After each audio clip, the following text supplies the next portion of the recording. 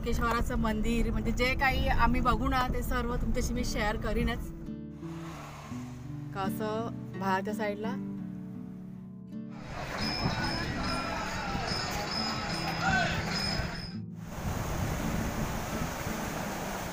कितीला आहे?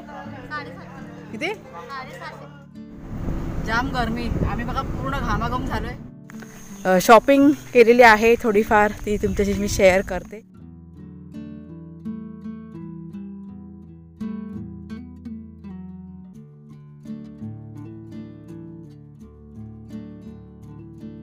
झालं ना रे? नमस्कार मित्रमैत्रिणींनो, मी प्रिया पवार आणि खूप खूप स्वागत करते साधा स्वयंपाक या आपल्या चॅनलमध्ये. आज आहे महाशिवरात्री आणि महाशिवरात्रीच्या तुम्हा सर्वांना खूप खूप शुभेच्छा. तर कुणकेश्वर येथे ना मोठं मंदिर आहे आणि तिथे महाशिवरात्रीच्या दिवशी ना मोठी जत्रा भरते, खूप मोठा उत्सव असतो. तर आज आम्ही तिथेच चाललो आहे. आता वाजलेत सांगते सकाळचे 11 वाजलेत, निघालो आता. तर आपण आता जाऊया कुणकेश्वरला, तिथे छान असं फिरूया. जत्रा असेल ना, जत्रा म्हणजे मी गावची जत्रा नाही पहिल्यांदाच बघणार आहे. गेल्या वर्षी ना खारेपाटण इथे जत्रा होती ना, तेव्हा आम्ही गेलो होतो, पण त्यावेळेस इतकी काही माहिती नव्हती. म्हणजे जत्रेमध्ये फिरण्याची ना खूप हौस आहे. म्हणजे लहान असताना पाहिली होती जत्रा आणि आत्ता डायरेक्ट या एजमध्ये. तर कुणालच्या बाबांना म्हणाले आपण जाऊया म्हणून. जत्रा पण आहे, मोठा उत्सव पण आहे, सर्व बघायला मिळेल आपल्याला. तेव्हा मग आम्ही निघालोय. तर कुणकेश्वर आहे ना तरळ्यापासून मला वाटतं 60 ते 70 किलोमीटर आहे अंदाजे. आता बघू किती वेळ लागतो, पण मला वाटतं 1 तास तरी जाईल ना. जाईल 1 तास, 1 सव्वा तास, 1.5 तास. हां, रस्ता जर का चांगला असेल ना तर वेळेत पोचू आपण. तर चला निघूया आपण. खूप दिवसांनी बाहेर पडतोय आम्ही. आम्ही नाही म्हणणार, आम्ही म्हणजे कुणाल आणि मी. कुणालच्या बाबा तर आलेत फिरून मुंबईला. थोडाफार प्रवास आणि परत जत्रेतली मजा आणि कुणकेश्वराचं मंदिर म्हणजे जे काही आम्ही बघू ना ते सर्व तुमच्याशी मी शेअर करीनच. आणि थोडीफार खरेदी जत्रेमध्ये ना काय काय वस्तू पण असतात खरेदीला. तर बघूया, जर चांगलं मिळालं तर घेणार आहे मी.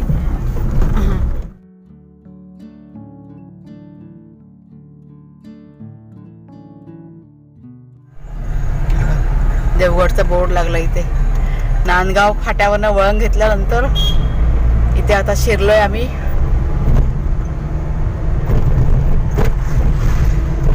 रस्ता चांगला आहे इकडचा ना? आहे बऱ्यापैकी. रस्ता चांगला असेल तर प्रवास पण चांगला होतो.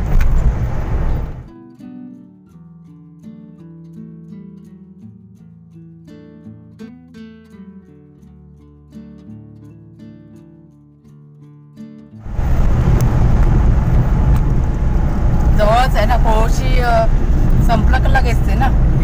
हा आलं आहे बघा. 20 मिनिटाचा प्रवास केला आणि आता आम्ही हडपीट येथे पोहोचलोय. तर तिथे श्री स्वामी समर्थ यांचं मठ आहे, तर तिथे अगोदर दर्शन घेणार आणि मग आम्ही पुढे जाणार आहोत. म्हणजे वाटेतच आहे, तर जाण्याची इच्छा झाली. त्यांना म्हटलं थांबवा गाडी, आपण जाऊया म्हटलं. मला वाटतं मागच्या एका व्हिडिओमध्ये तुमच्याशी शेअर केलं होतं मी, तुम्हाला मी दाखवलं होतं हे मंदिर. त्याच्यामुळे आता पण थोडंफार शेअर करते मी तुमच्याशी. दर्शन केलं बघा मठामध्ये आणि आम्ही आता निघालोय मंदिराच्या बाहेर. परवानगी नाही ना, त्याच्यामुळे शूटिंग काय करता ना आलं, पण 1-2 फोटो मी काढलेत, ते मी तुमच्याशी शेअर करते. थोडंसं इकडचं ना बाहेरचं दाखवते मी तुम्हाला.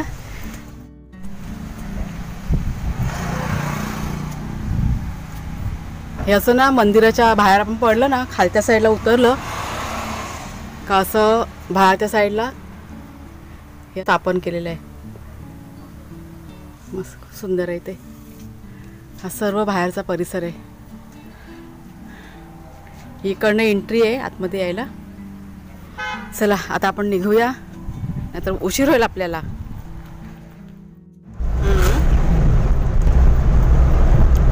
आणि ठिकठिकाणी बघा असे महाशिवरात्रीचे ना बोर्ड पण लावलेले आहेत. खूप ठिकाणी बघितलं ना आपण. कुणकेश्वराची मोठी जत्रा.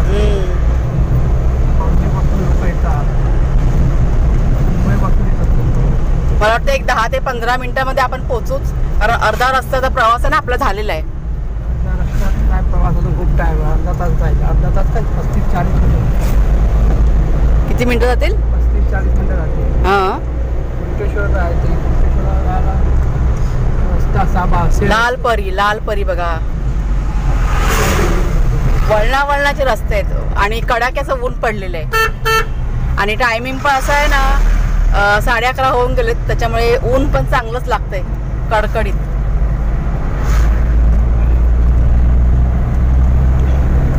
सर्व रस्तेच वळणाचे ते काय बापरे. वर जाऊन आणि फायनली पोहोचलोय पण इथे गाडी पुढे जाऊन देत नाहीयेत. त्याच्यामुळे इथेच गाडी पार्किंग करावी लागणार आपल्याला. गर्दी तर बघ किती आहे.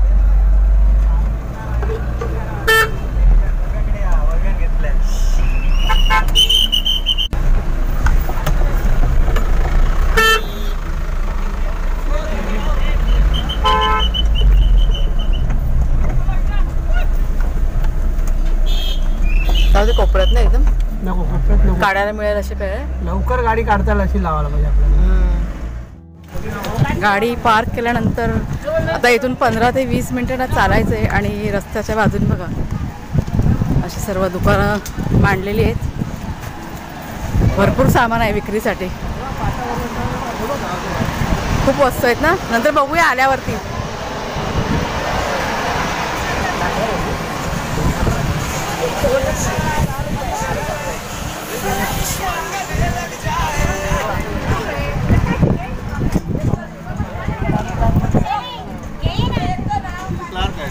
आज मेकॅनिकचं काम करणं एवढं क्लास.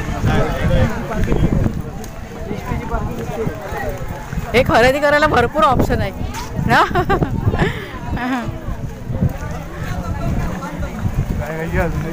आता नको. आता पहिला आपण पाया पडूया मग येऊया. तर ते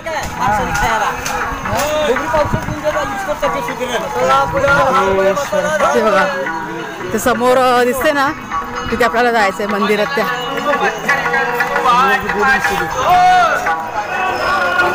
खूप गर्दी आहे. गर्दी म्हटलं किती आहे ना.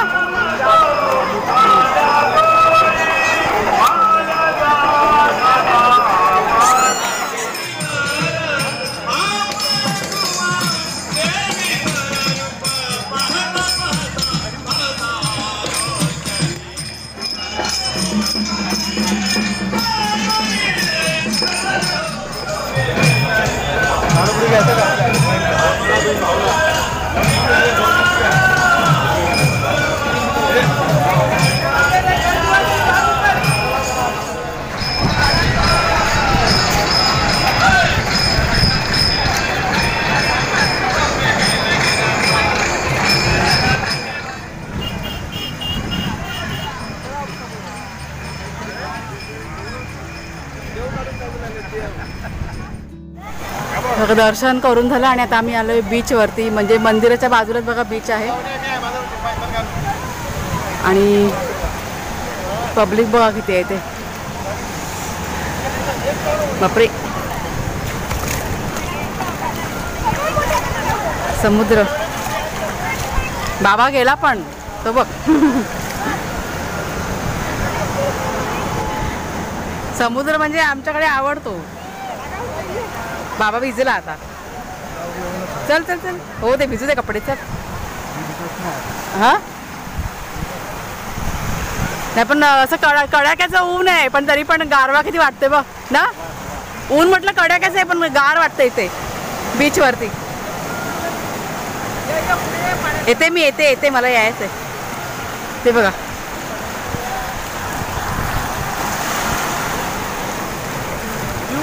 पाणी बघ.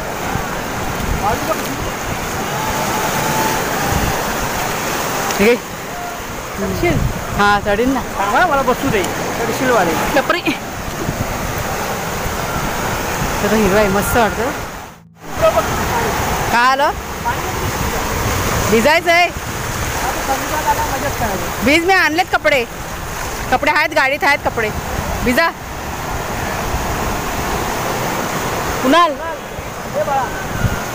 कुणाला हे काढतोय. भिज जा पाण्यामध्ये. किती गारवा आहे ना इथे. दुपारची वेळ पण इतकं थंड वाटतं ना, मस्त वाटतं इथे. एवढं ऊन आहे कडाक्याचं तरी.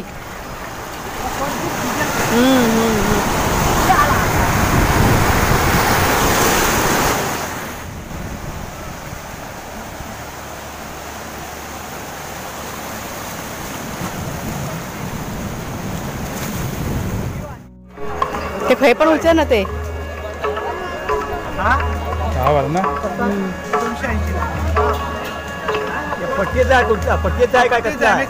लोखंडाचा असतो काय लोखंड.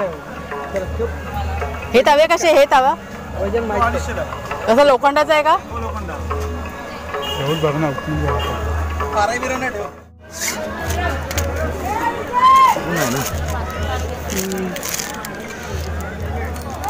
गॅसवर आपण का चुलीवर आपण? चुलीवर हवा.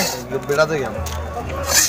बिडाचा परत ते वळसायला टाइम लागतो ना, ते एक प्लेन करायला. गरम झालं म्हणजे तुमची भाकरी पाटपाट होणार. लोखंडी घ्या, मग लोखंडी घ्या, कुठले बी द्या. बोला किती ते बनवतात ना ताजं. खाजा घेतोय. कोणत्या कामचा दिला?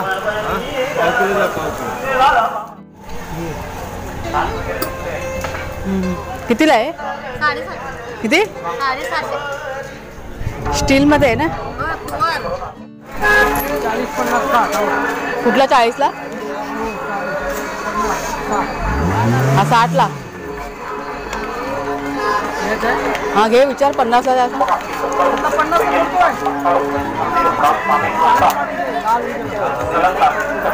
बघून घे.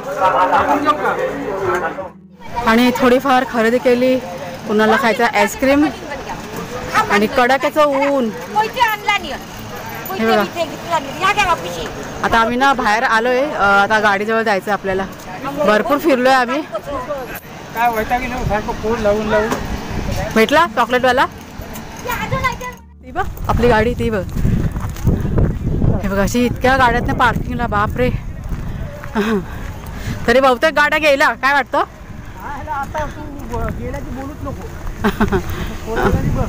संध्याकाळी भरपूर गर्दी होईल ना. म्हणजे आम्ही आता सकाळी आलो ना, ते खूप बरं झालं ना. तर संध्याकाळच्या वेळेस मला वाटतं इथे पार्किंगला पण जागा भेटणार नाही. आणि पार्किंगच्या इथे ना 50 रुपये घेतात. लहान मोठी कोणती पण गाडी 50 रुपये. चला बाबा, गाडीत बसू दे. उन्हाने तापायला झालं. जाम गरमी. आम्ही बघा पूर्ण घामाघूम झालोय. हे बघा, आम्ही आता निघालो घरी. ते घरी जायच्या आधी काहीतरी खाणार आणि मग घरी जाणार. आता इथे बघूया जवळपास काय खायला मिळतं ते. कुणाल कुठं जायचं आहे जेवायला? दुपारची वेळ. बापरे, उन्हाने खूप हैराण झालं. खूप ऊन, असं कडाक्याचं ऊन लागतं नुसतं. आता वाजलेत मला वाटतं 1:30-1:45 वाजले असतं दुपारचे. 2 वाजले. वळणावळणाचे रस्ते आहेत ना.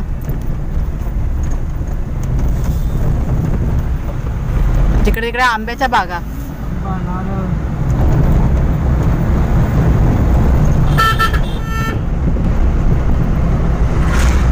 अजून पण तोरसोळा जाऊ आपण ना. हा, तोरसोळा शिरगाव. शिरगाव वेगळा आणि तोरसोळा वेगळा काय? तोरसोळा आतमध्ये आहे. अच्छा. हा हा, आपण ते चालत गेलो ना ते. तोरसोळा शिरगाव. कराडातून तोरसोळा काय केलेलं आहे? पायी चालत गेलो आपण सगळेजण, माहिती आहे ना. कराडा टू शिरगाव, शिरगाव टू तोरसोळा. शिरगाव.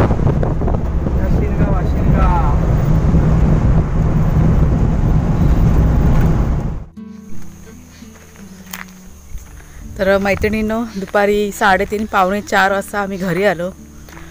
आणि उन्हामुळे ना खूप त्रासलो होतो.